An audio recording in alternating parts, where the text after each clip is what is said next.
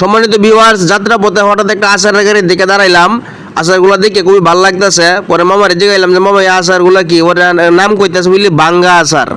ওই আচারের নাম কি, যে আচারের নাম হলো বাঙ্গা আচার। পরে বন্ধু তো কইতেছে বাঙ্গা আচারটা কি কায়া দেখতে হইব। ওরা নাইমে হচ্ছে গাড়িতে, নাইমে আইরে গেছে আচার।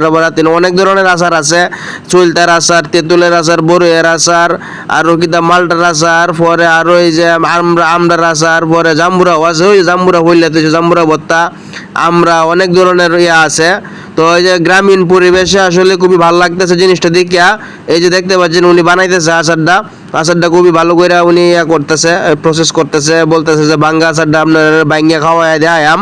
এই যে দেখেন অনেক ধরনের আচার, আমসত্ত্ব আছে, যে অনেকগুলো আমসত্ত্ব। পরে আমি লইলাম আচারটা, লইয়া খাইয়া কইতেছে মামা খাইয়া দেখুন এটা। পরে আমি খাইলাম, নিজে না ভালোই লাগতেছে আচারটা। পরে আসলে খুবই টেস্ট লাগলো। গ্রামীণ পরিবেশে এরকম একটা জিনিস, ওই যে আমরা দেয়া দিয়ে আরো মানুষ আইতেছে কিন্তু আচার, কিন্তু ওই যে ওই দিক দিয়ে আইতেছে। এখন এই যে আচারগুলো আসলে খুবই ভালো লাগছে।